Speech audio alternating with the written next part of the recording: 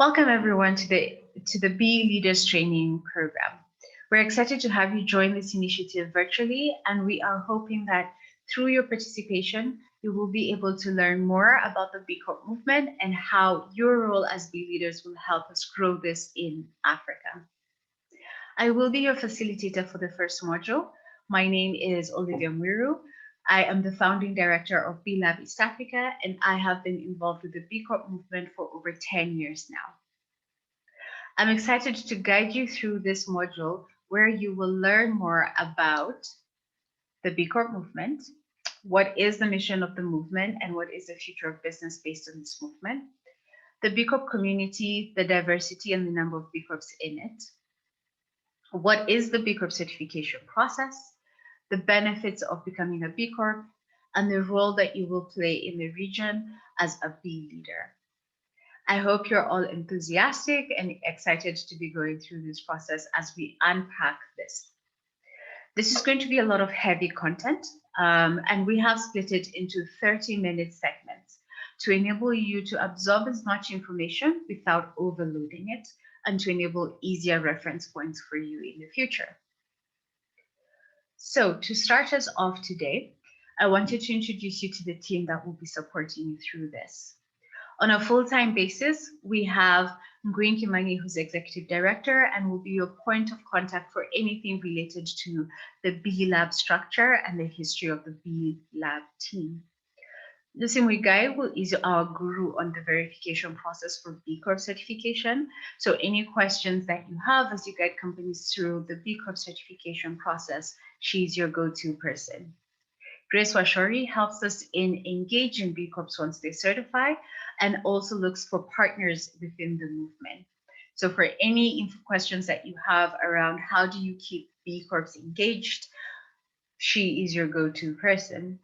And lastly, on a full-time basis is Trevor Combo, who does our marketing and communication. Any assets that you require as you go through your work, he is your go-to person. Victoria Gadogo and myself are coming to this program as consultants. We will be supporting BLab East Africa in an external capacity where we come in as needed. However, all 6 of us are committed to ensuring that you get as much content and as much information as possible, not just from the program, but from each of us. So do feel free to reach out to any of the people listed there in case of any questions in the future. A few housekeeping rules. If you haven't done so already, what we are requiring from you is to send us a photo of yourself. We are all in this virtual class and we're all doing this at different paces. However, it's always nice to know who's going through this class with you, and the photo will help us to put a face to the name. Speaking of that, your name will be helpful, who you are, your professional background, contact information, email preferred, and what you would like to achieve through the B Leaders program. We will include this in the B Leaders site, so it works as a way for you to see who's going through this virtual program with you. And you will also act as each other's resource and network so that you're able to leverage on a bigger group than just the B Lab East Africa team to get any information that you need. So with that out of the way, let us dive into the B Corp movement. And to aid in concentration, I will actually stop my video so that we all are just focused on the content before us. The B Corp movement started on this premise. There is a historic global cultural shift that started happening in the 21st century. And this is a shift that looked at how can businesses actually help address society's greatest challenges and build a more inclusive economy. Whereas before this work was seen as mainly government-led and NGO-specific, more and more people were looking at what role can business play or what role should business play given the large economic footprint businesses have across the globe. And the reason to call up businesses to partner with governments and civic organizations is recognizing that the current system that's in place is actually a system that's failing us. There is a huge system failure with capitalism and how it's structured. And there needs to be a viable alternative to this to enable this cultural shift, not just be a niche focus, but to be something that works for everyone and is inclusive as intended. And this was not only being done by theoretical people, but it was being seen live, the impact that the system failure was having. Income inequality has increased significantly, with Oxfam reporting that 26 people on Earth have the same net worth as 3.8 billion people who are in the bottom of per capita income. Not only that, but we've devastated the environment with a decrease of wildlife population sizes by 60% since 1970. And in Africa, not only do we have these challenges that we're facing, but we also have political challenges where 24 countries in the continent have full authoritarian governments.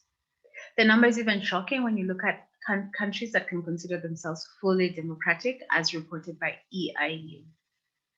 So there is a system failure, not only on the economic front, but also on the environment front and on the governance side of things. And looking at the system failure, people are demanding more. They're demanding better. And they're demanding better not just from their governments, but better also from their businesses. They know businesses have more power. They can flex their muscles to create change other than just civil organizations. A research done by Nielsen found that in Africa, over 60% of consumers actually indicated they wanted to buy products from responsible companies. And this was in recognizing the fact that the situation here is tricky at best, and the need for companies to be more socially aware, to be more environmentally focused is critical in the region to ensure survival for all. And this shift from people demanding better, it was not just of the products, but of the companies. 30 years ago, it was better to talk about being fair trade certified. A company could do whatever it was doing to its workers, but people now wanted to know, is this a good company? Are they doing what's good, not just for the product, but for their team members, for the environment, for the governance structure to ensure longevity of the company rather than pursuing short-term goals? And all of this add up to this systemic change that we've been seeing that's being driven by different forces, but all going towards the same direction. How can businesses be good companies? Good for people, good for the environment. And so the certified B Corporation came up. So B Corporation certification, when you think about it, is something similar to what fair trade is to coffee. But B Corp certification focuses on the business. How is a company operating?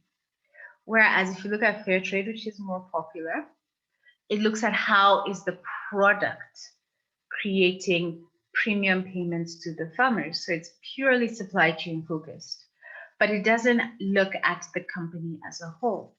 B Corp would look at the company as a whole. That will include its internal operations as well as its external facing work. Internal stakeholders as well as external stakeholders. So even if you're creating fair trade coffee, are your employees being treated humanely? Do they have safe workspaces? Is your governance structure set up in a way that enables transparency, accountability? So the certification is a full-on 360-degree overview of a company. And all B Corps work towards one unifying goal, to redefine what success means for business. It should not just be profit-focused. It should be a holistic, positive impact that a business is creating financially, socially, and in the environment, while reducing the negative risks that come with it. B Corp certification is based out of standards that have been developed by B Lab. And these standards are rigorous in nature. They cover 5 sections: governance, workers, community, environment, and customers. And we'll dive into each of those sections in Module 2. But what you need to know is for a company to certify as a B Corp, they need to have a high social and environmental performance of 80 points out of 200 points minimum. They are required to be transparent, which means they make visible their final B score on our website. And they have to be accountable. They adopt a legal framework where they do commit to considering all their stakeholders when making decisions.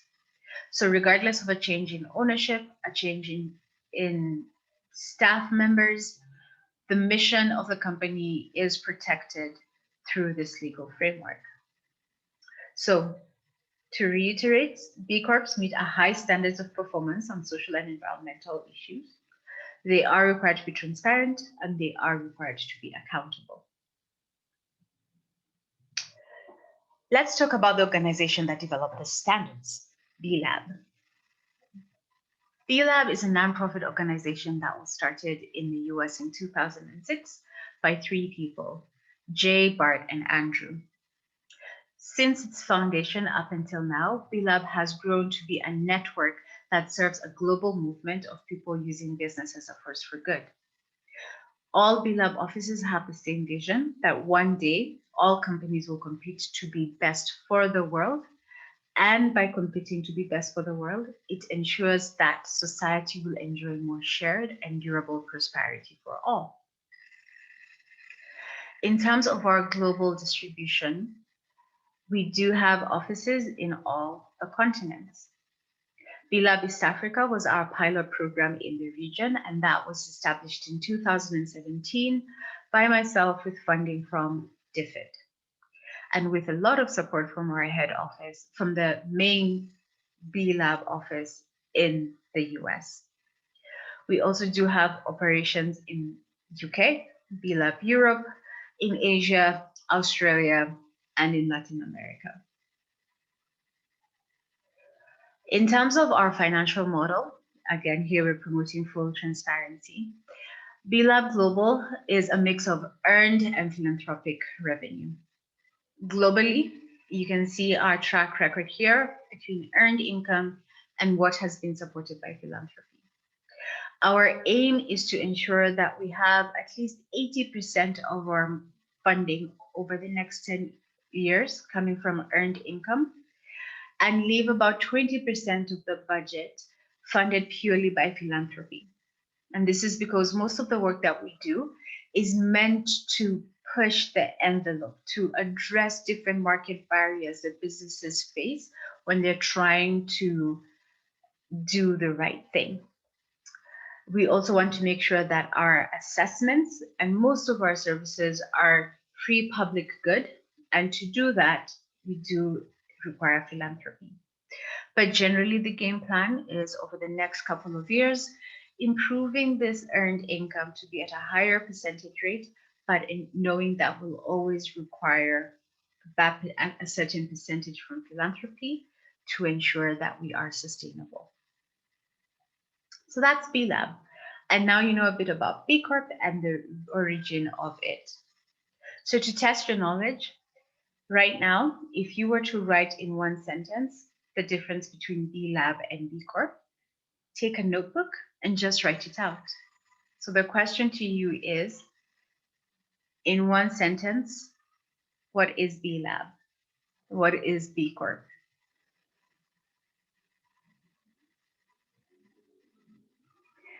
And you can pause the video here, but I will give you that moment. And if you still are not able to articulate the difference between the two, please rewind and go through the content again. But generally, B Corp is a certification, B Lab is the organization behind the certification. Great.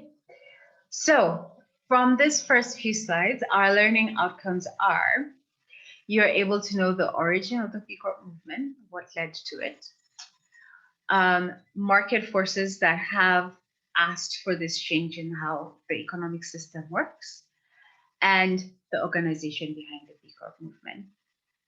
If you're not able to tick yes to all of this, again, go back and just review the content shared. Now we dive into our next session, which is on the B Corp community.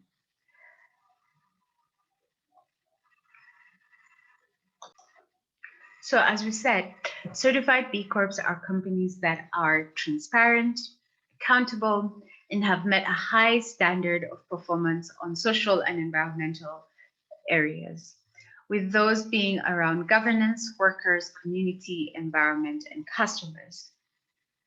So what does the B Corp community currently look like? How many do we have that are certified, and how diverse is this group?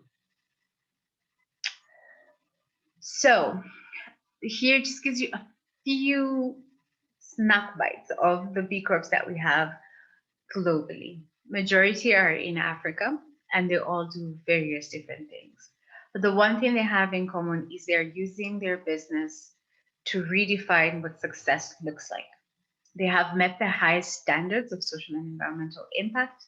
They have all made their scoring transparent, and they have all taken a legal commitment to hold themselves accountable to what they have signed up for. Some of the B Corps we have in the African market include Solar Now out of Uganda, Kuza in Kenya, Vava Coffee in Kenya, BuildX, Zuna, Semanye, and IQ Business in South Africa. We also have larger organizations that are multinationals with presence in the market. Ben & Jerry's is now in Kenya. I'm not sure about other parts of Africa. We have Dr. Bronner's. They make really good hair products for those who are interested. Kickstarter has been used by a number of different organizations. And the list goes on and on. Globally, we have over 3,700 certified B Corps. These B Corps are in over 64 countries, representing 150 industries, all with one unifying goal. And to note, the size of B Corp varies. We have small micro organizations with only the working owners, all the way to large multinationals with thousands of employees. So the size of the organization varies, regional spread, very diverse, but all of them come with one unifying goal. In Africa, we have over 50 certified B Corps in over 10 countries, and all of them again working towards one unifying goal. If you do want to know how many are in each of the countries, please visit our website, b-labafrica.net, and you will be able to see each of the companies as well as the countries that they are based in. So some examples on the diverse groups that we have. Equilibrium is a B Corp that is based out of Kenya. They certified in 2014, and they work on business solutions that solve social and environmental problems.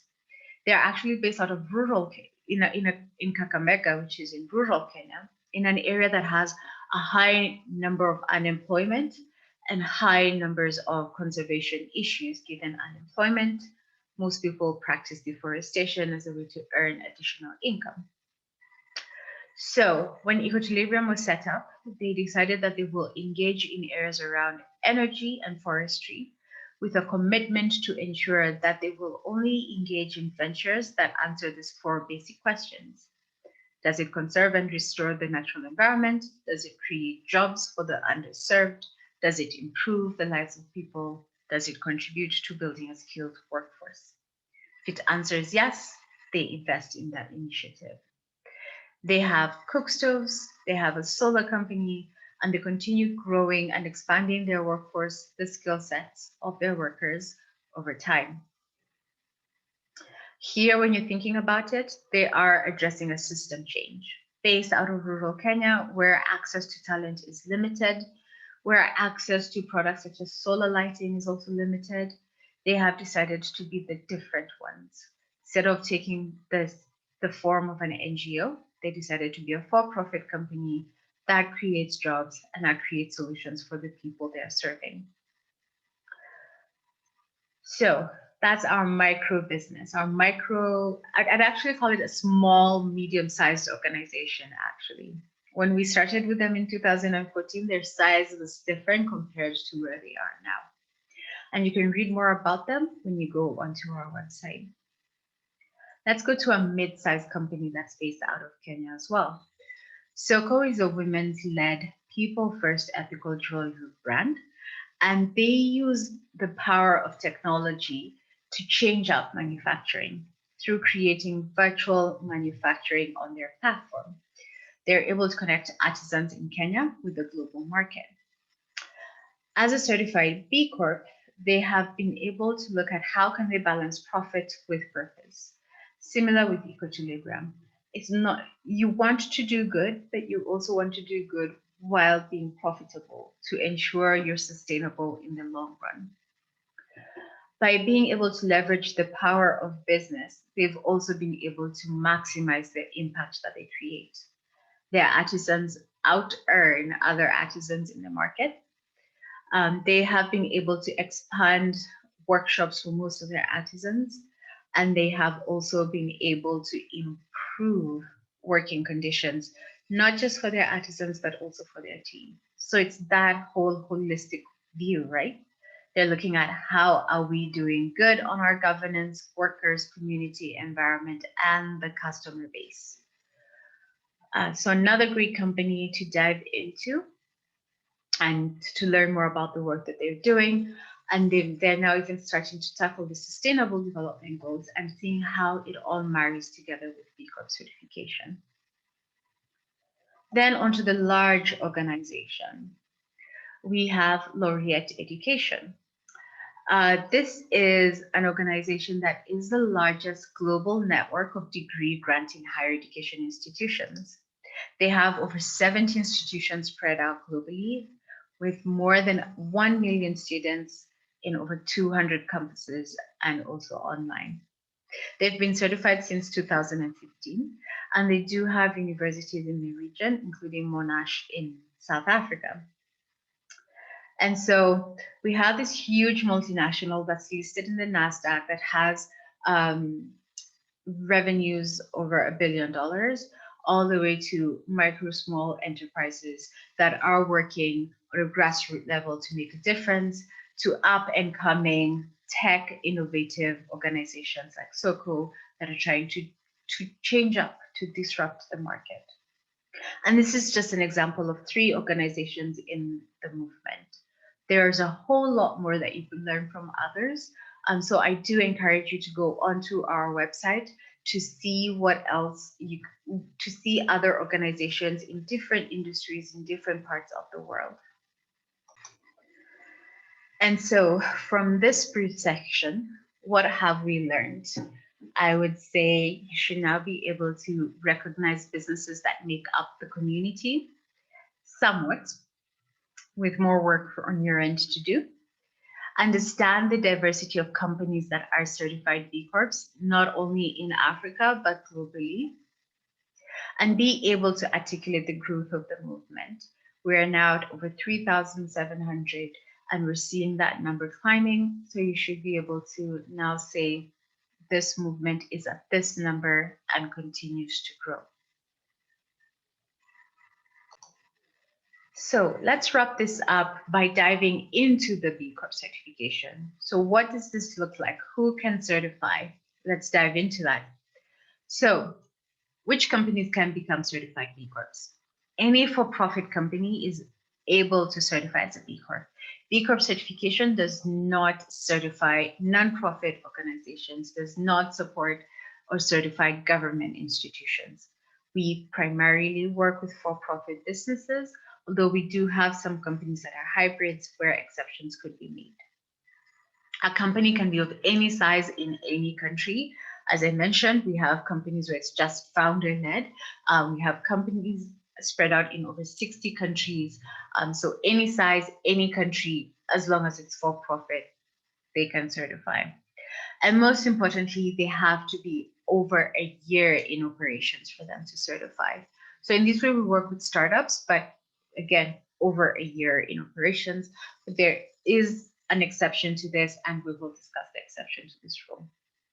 So anytime you're talking to anyone, just know, as long as they're for profit, any size, any country, any industry, they're good to go, and over a year in operations. How does a company become a B Corp? First, a company must go through the B impact assessment, which we'll dive into in the next section, and pass the assessment. Pass here means that they have to have a verified score of at least 80 points out of 200. So they need to achieve at least 40% to be able to become a certified B Corp. And this has to be a verified score. They then have to make a legal change where they amend their articles of association to ensure that they're committing themselves to consider impact of all their decisions, not just on their shareholders, but on all their stakeholders. And again, we'll have more information on that on the website so that you can see the legal language that B Corps commit to. There are different processes in the certification, in how certification works.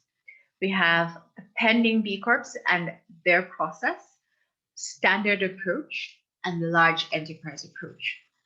So let's dive into the standard approach first. And the reason why we're doing this is the most common approach. The standard approach is used mainly for companies that are small, mid-sized, small, mid-sized organizations without a complex structure. For this type of company, their process is relatively simple. They have to first take the B impact assessment and have a score of at least 80 points and complete a disclosure questionnaire where we double check to make sure they're not engaged in anything that is a negative impact or negative risk. Once they've completed that and their score is over 80 points, they then go into the verification process. Here, whatever information they have shared, because it's all self-reported, is taken through a review where they'll be asked for documentation and in some instances a phone call for this information to be verified as being accurate to what's happening on the ground. If that is done and their score remains over 80 points, they then sign the B Corp term sheet and the Declaration of Interdependence, where they show their commitment to the movement, and this makes them officially a B Corp at that point. In some instances, we will ask you to pay your certification fee before the status becomes official. So depending on your annual revenue, the company will have a certification fee. And apologies, these ranges are not accurate, but I will show you where you can find that information. On our website, when you go into become a certified B Corp, pay your certification fee, you are able to see for each of the ranges what is the fee required of that. Companies are required to pay an initial submission fee first when they're going through the second step, sorry. So hopefully I have not confused you at that point. So let me repeat this. So the step in becoming a B Corp, you pass the performance test, take the BIA, get a score of over 80 points, get verified. So we look at how you've answered the questions, documentation to prove the concept, and sometimes a phone review.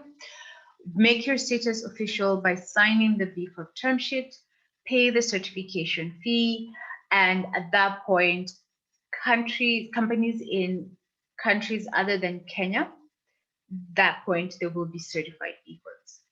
In Kenya, companies will be required to amend their company's constitution. So they will have to go and amend their articles of incorporation to ensure that they have language in there that reflects stakeholder commitment.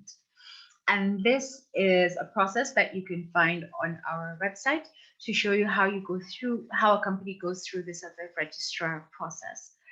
Since this process does take a while, we do give companies a year to make the legal requirement. However, they will be considered a B Corp even if they're still going through the legal requirement process.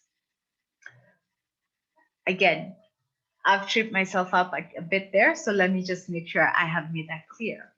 So when the company gets up to step 4, this is the same for all countries with the exception of Kenya.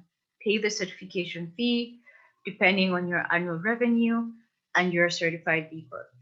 In Kenya, once you do this, you are a certified B Corp, but there's an added step that you have to do from the day you're certified up to a year in, where you have to make a legal change to your articles of incorporation. So any organization that you talk to, make sure you notify them that they will have to make this change over the next 12 months at the registrar's office. And that process is outlined for you on our website. So this approach is the approach you will likely take companies through, as it is mainly applied to micro, small, medium enterprises. For organizations that have been in operation for less than 12 months, there is an option for them to pursue pending B Corp certification. This option is only available for companies that are based in Kenya and Rwanda. What they would need to do is to meet the legal requirements for accountability for B Corp certification. So that last step that I told you has to be done over 12 months if you're pursuing certified B Corps. They have to do it upfront before they can apply for B Corp certification. In Rwanda, they would have to go and get registered as a benefit corp, which is a legal structure that was just passed there. They would then need to complete and submit a prospective B impact assessment. They will then sign the pending B Corp agreement and pay a one-time fee. So for pending B Corps, there isn't a requirement for the 80 points because, again, you have already committed to legal accountability. You pay the one-time fee, and just note that this pending certification is only valid for a year. After the year is over, the company will have to apply for certification. And in applying for certification, they will go through the process that we've just walked through, that other organizations go through. So this, I would say, only use it for companies that are coming in and they want to certify and they've been operational for less than 6 months. If it's 8 months, it usually takes companies about maybe 2-3 months to make that legal change. So by that point, they're already about 12 months into operations. So they could still apply for full-on certification rather than pursuing pending certification. So again, this used with discretion and only applicable in Kenya and Rwanda. No other country in Africa can do this. The last bit is for large entities when you're working with them. So they go through a special process. Large enterprises, we consider those as anyone with revenue over $100 million or has over 250 employees and has a complex structure. So they have multiple subsidiaries spread out or multiple industries within that one organization. So think about a holding company that maybe is in finance, and then they're also doing something that is in manufacturing. So multiple industries that will require different questions for them. So this is meant to provide added value to the organization and really give them better clarity on their eligibility, the process, and the fees early on in the process.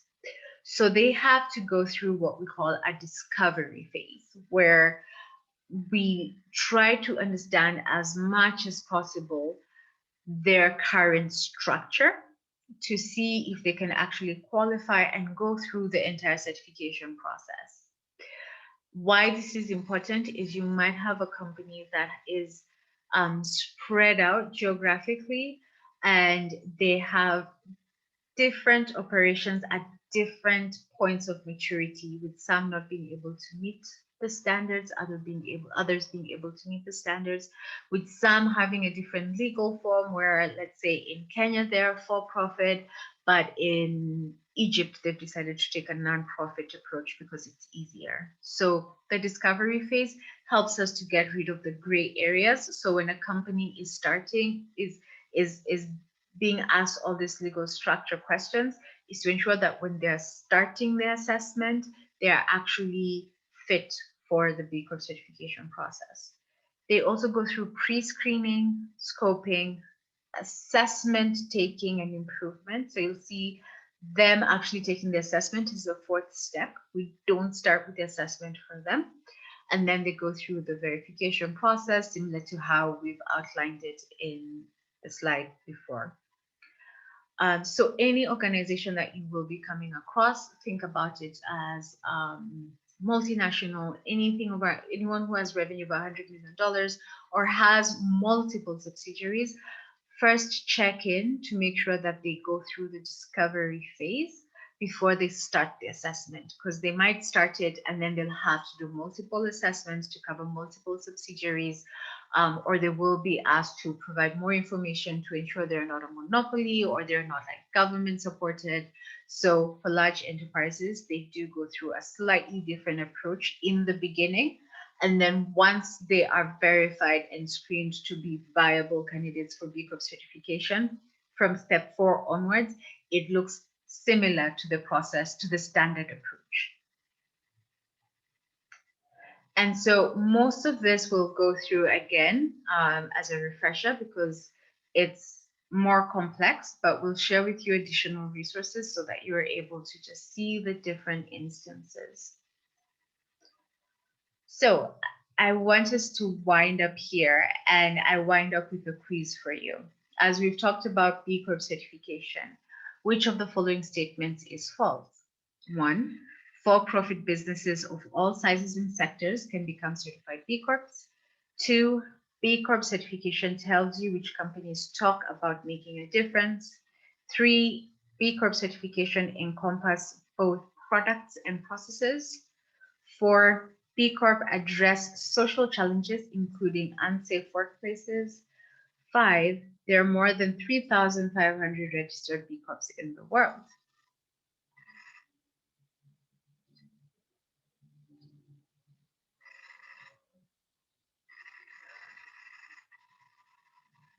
And so I've given you some time to reread that. If your answer was 2, you are right, and you have gotten most of the content that we've talked about. B Corp certification tells you which companies talk about making a difference is a false statement. This is not a PR thing. What B Corp does is actually show you which companies are addressing social challenges rather than the ones who talk about it, but without proof. Again, remember, companies need to be transparent, accountable, and meet a high bar of performance. Companies from all sizes and sectors can become certified B Corps. B Corp certification encompasses both products and processes of organizations, and there are over 3,500 registered B Corps in the world. Great. So from this, your learning outcomes is you are able to identify which companies can certify as a B Corp. You're able to learn the process for becoming a B Corp. And again, that one was a bit more technical, so feel free to go back through it and also read the content that we shared on the verification process.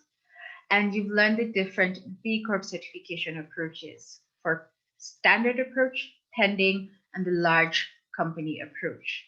So before we dive into our next section, I hope the mood that we're getting from you is that of excitement rather than that of exhaustion. So I will see you in the next session.